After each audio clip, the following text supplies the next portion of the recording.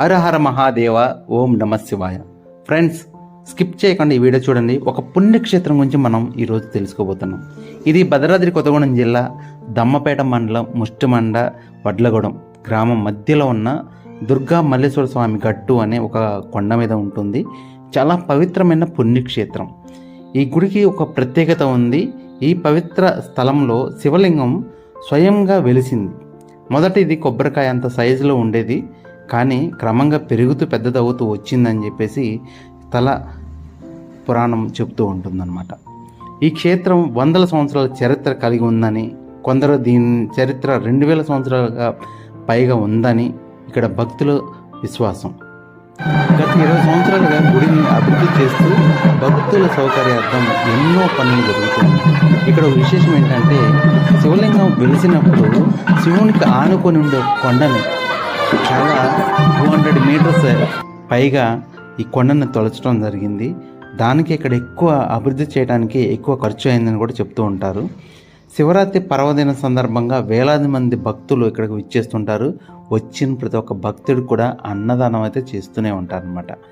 ఇది చాలా బాగుంటుంది. ఒక పీస్ఫుల్ ఏరియా, మంచి గ్రీనరీ ఈ మధ్యలో ఉంటుంది అనమాట టెంపుల్. ఇది చాలా బాగుంటుంది.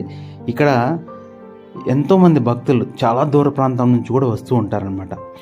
అయితే ఇక్కడ విశేషం ఏంటంటే, ద్రాక్షారామం నుంచి వేద పండితులు వచ్చి ఇక్కడ ప్రత్యేక పూజలు చేస్తూ ఉంటారు. ఎందుకు అని అంటే, కాశీలో ఉన్న విశ్వేశ్వరుడికి చేసినంత పుణ్యఫలం ఈ గుళ్ళో చేస్తే వస్తుందని వాళ్ళ ప్రగాఢ నమ్మకం అంట. అలానే ఇక్కడ అభిషేకం చేస్తే కాశీలో ఉన్న విశ్వేశ్వరుడికి చేసినంత పుణ్యఫలం అని వాళ్ళు చెప్తూ ఉంటారనమాట. ఈ టెంపుల్లోనే మా పెళ్ళి జరిగింది.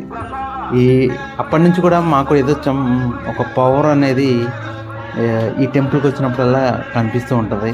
మాకు కూడా చాలా మంచిగా జరిగింది.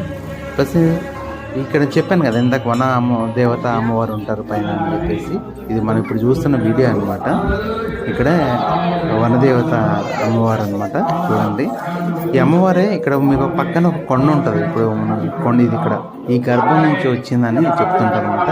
సేమ్ ఇలాంటి గర్భమే కింద శివుడి దగ్గర కూడా ఉంటుంది అనమాట. కొండ దగ్గర ఆ కొండ పక్క నుంచి వచ్చిందని చెప్పేసి అనుకుంటారు అనమాట. శివుడు అలానే వెలిసాడని చెప్పేసి. చాలామందికి ఏదైనా కష్టాలు వస్తే పైన అడవుల్లోకి వెళ్ళిన వాళ్ళు ఏదైనా తప్పిపోయినా